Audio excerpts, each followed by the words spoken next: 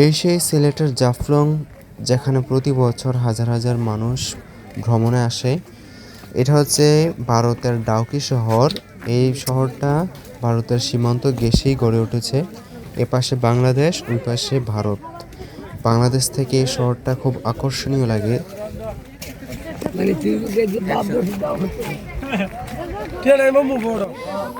এই রাস্তা দিয়ে সাদা পাথরের নদীর মধ্যে যেতে হয়, আর ওইখান থেকে ভারতের ঝুলন্ত যে ব্রিজটা, ওই ব্রিজটা এখান থেকে দেখা যায়।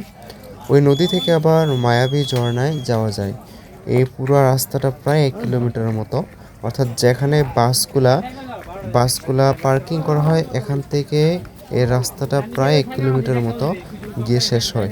তারপর ওইখান থেকে কেউ ওইখানে গোসল করে ওই নদীতে, আবার কেউই নৌকা করে ওই মায়াবী ঝর্ণায় যায়। এখান থেকে প্রায় 2 কিলোমিটার মতো দূরে। এই রাস্তার পাশে বিভিন্ন ধরনের দোকানপাট রয়েছে, খাবার সামগ্রী থেকে শুরু করে কাপড় চোপড়, মেয়েদের কসমেটিক, বিভিন্ন ধরনের পণ্য সামগ্রী এখানে পাওয়া যায়। এই রাস্তার পাশেই, পুরো রাস্তার পাশেই দোকান রয়েছে।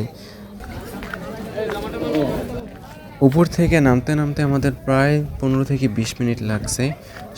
তারপর ওইখানে সাদা পাথর নদী থেকে কেউ চা বাগানে বা মায়াবী ঝর্ণায় যায়, আবার কেউ ওইখানেই গোসল করে।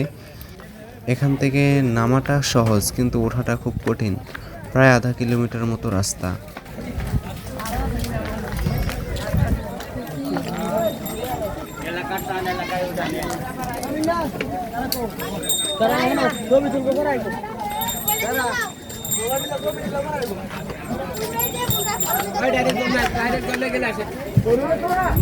ঝর্ণা পানি আছে নি? ঝর্ণায় যেতে হলে এই পুরোটা রাস্তার শেষ সীমানায় যেতে হবে। ওইখান থেকে নৌকা ভাড়া জনপ্রতি 100 টাকা। ওইখান থেকে নৌকা করে তারপর অন্য একটা জায়গায় যেতে হবে। ওইখান থেকে আবার প্রায় আধা কিলোমিটার মতো হাঁটতে হবে, হাইটা তারপর মায়াবী ঝর্ণা যেতে হবে।